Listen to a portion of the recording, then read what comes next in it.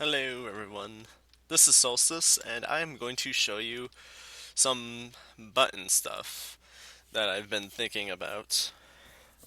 Now, when I say button stuff, I actually mean stuff like this, where it's all close together and each with its own carried out signal and usually quite successfully carried out signal. Now, by design, well, that's purposely by Mojang or whatever.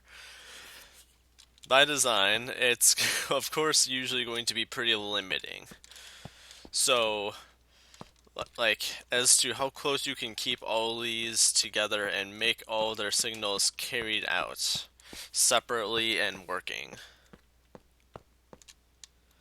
Like, you're gonna have spots that are just so tight together that you simply have to get them out immediately. Which is why this is actually only like 3 by 4, 4 by 3, whatever.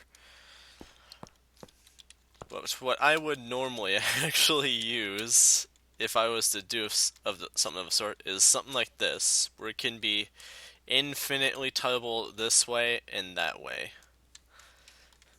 And you could actually decide which of these you actually want to even do something. If you want them to do something different. Now, for the most part, that would be easier to situate, like, by sides, like, say, this side or that side versus up and down. Unless if you're working from, like, the bottom or the top. If you're not doing it either of those ways, then yeah, it's gonna be a little more hard to make a whole bunch to go to a specific area without it being, super messy. And then, of course, there's the creative people way where you could just use command blocks, but I'm not much for that. Something of this design is actually very easy to do as long as you have the iron and the materials to make a dropper. And you need just one item in the dropper or yeah, just the dropper. It'll You'll understand in a sec how this actually works. Okay, so you have a dropper, you have a hopper, you have wall behind it with the button. Now, what happens in this situation? You have an item in the dropper. It can be anything as long as you have an item in it, but I would, if you don't want it to be like super specific to how strong of a signal pulse it can give, just something regular, something stacks. Now, exactly what happens in this scenario.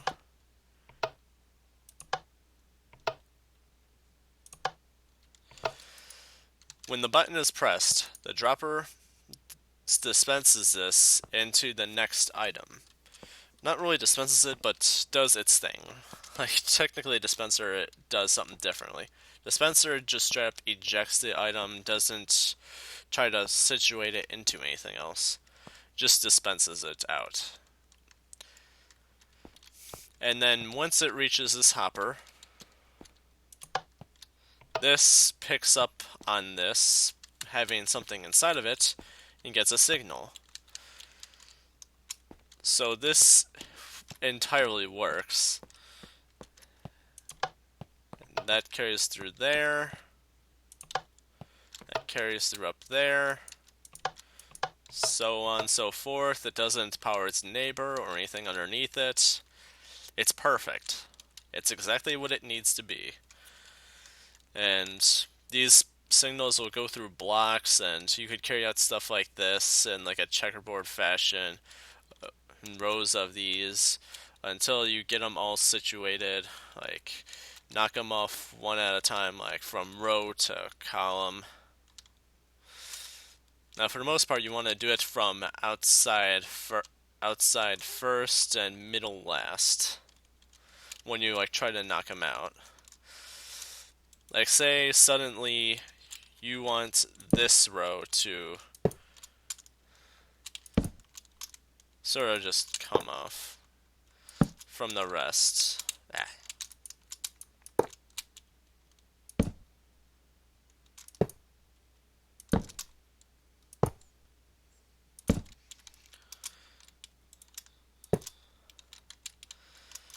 Then you basically have this.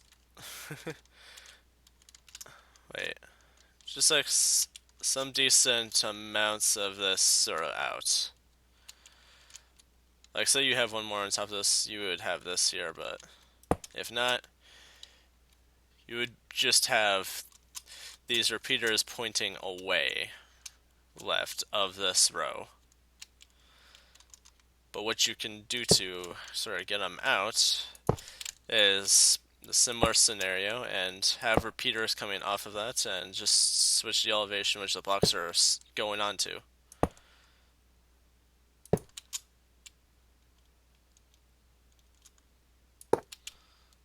Like so. Trying to place these a little more carefully. Right. Wait, yeah, actually it's supposed to be there. Then you have these outputs basically spaced for you, right where you need them to be.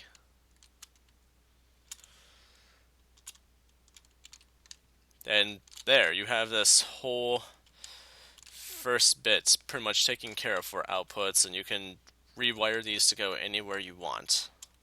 You can do the same with this one. Then you can carry these forward more and then take out the next as long as it doesn't conflict with the others. Yeah. I really want to see some people do something crazy with this that'll be kind of funny or kind of clever. Like, I don't know, maybe they'll have like some kind of like a special game with like let me think. What's it called? Item frames over top of the buttons. Like, I noticed in 1.8, you can still access the button with the item frame over it. Like, you can set stuff over this. Like, say this. You can still access that button. Hallelujah. It is very cool. Like, you could do something like that, or you could have, like, say, some signs or colors or something designated to like row and column or whatever, and like have a bunch of clues and signs or books. Like, say you have a sign here saying in A1 or like B red or something, and you would just like go looking for that button. Maybe you have to do like a parkour jump at it or something. If you fail, you have to start all over or something. I think it'd be kind of funny. Like, that's the kind of stuff I want to see a little more of. I also want to see people. I also kind of want to see people do stuff like snow parkour and like player heads or something. Just like parkour from player head to player head and snow layer to snow layer. With such block, say one up snow. Right. Oh. I guess I put down snow layer now. I'm so used to how World Edit worked with that. And if you want it to be like a little thicker, it'd be like snow layer 2 or 3 or 4, 5, 6, 7, 8. Yeah, that's the kind of thing I want to see a little more of in like map making, of like what people do with map making to say. I think it'll make things a little more jazzed up, a little more interesting.